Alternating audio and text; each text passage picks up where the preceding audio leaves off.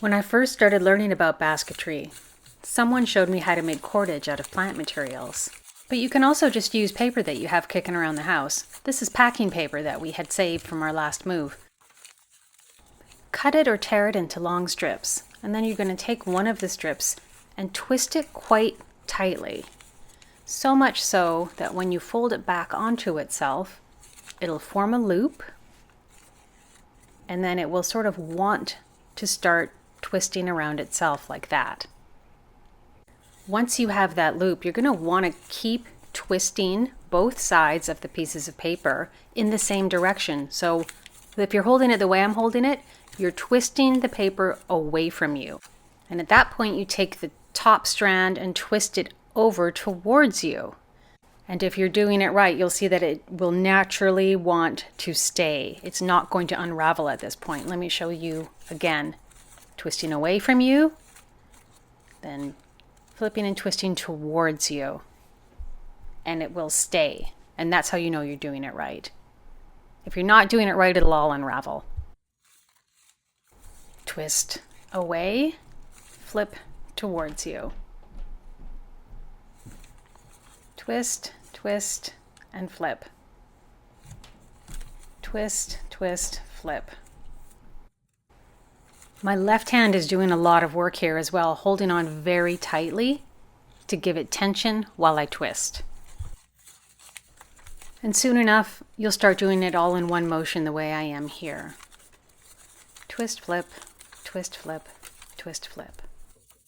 You might find that choosing to work with thicker paper will be easier when you first start. You can make it any thickness that you like. If it's thinner, you might risk that the paper actually tears. Here's another way to do it that might be a little bit easier if you're starting out, and that's simply because you have two different colors to work with.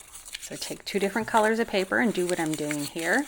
Just sort of crimp them down in the center so that you can have one side a darker color and one side a lighter color.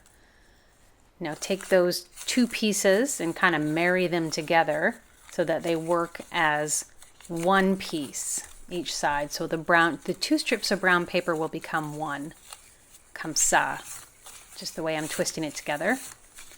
And then flip it around, and the two pieces of white paper will become one piece of paper.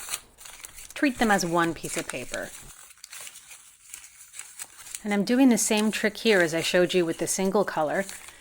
Twist it enough to give it a good amount of tension so that when you double it over on itself, you'll get a nice loop that wants to just naturally wind on itself. One of the main things to remember is to try and keep the papers the same thickness.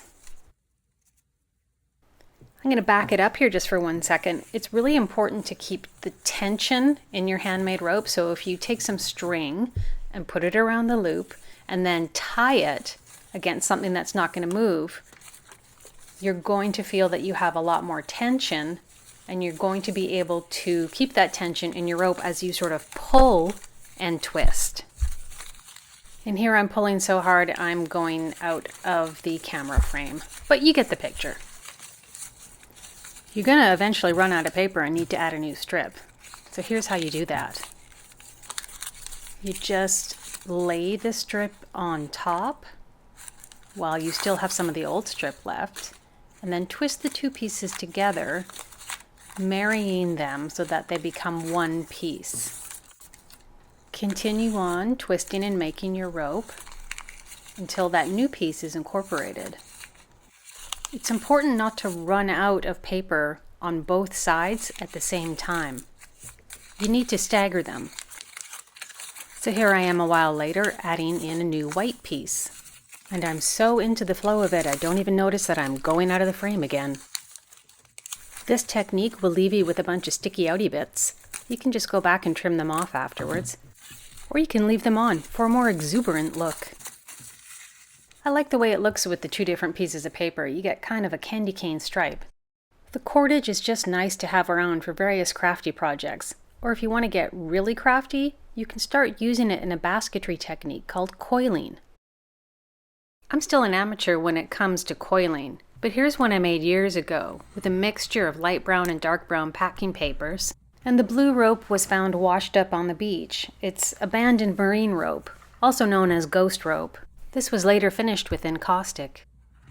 So have fun experimenting. There's tons of different stuff that you can make once you learn how to make cordage.